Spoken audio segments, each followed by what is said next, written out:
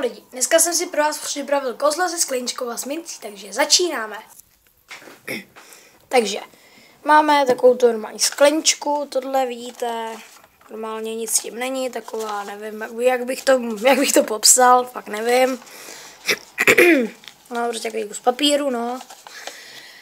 No a tady máme, já skočím pro minci, hned jsem zpět. Takže mám tady minci. Jo a přejdeme k samotnému kouzlu, takže.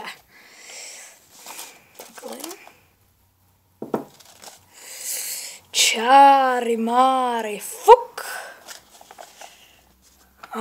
A mince nikde není. Přikryjeme. Uděláme magické gesto. Sim salabim. A mince tam zase je. Teďka vám to kouzlo vysvětlím. Takže jde o to, abyste si ze spoda skleničky nalepili takovýhle bílý kolečko. Že jo? A potom, když to přiložíte na nějaký bílej papír, tak to v podstatě úplně splyne s okolím. A když to máte teda na té minci, tak ta mince nejde vidět.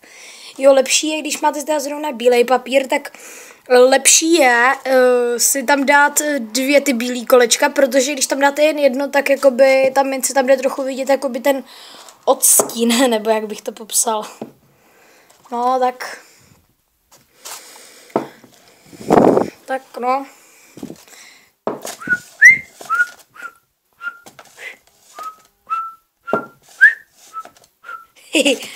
No nic, tak já vás zdravím a čau.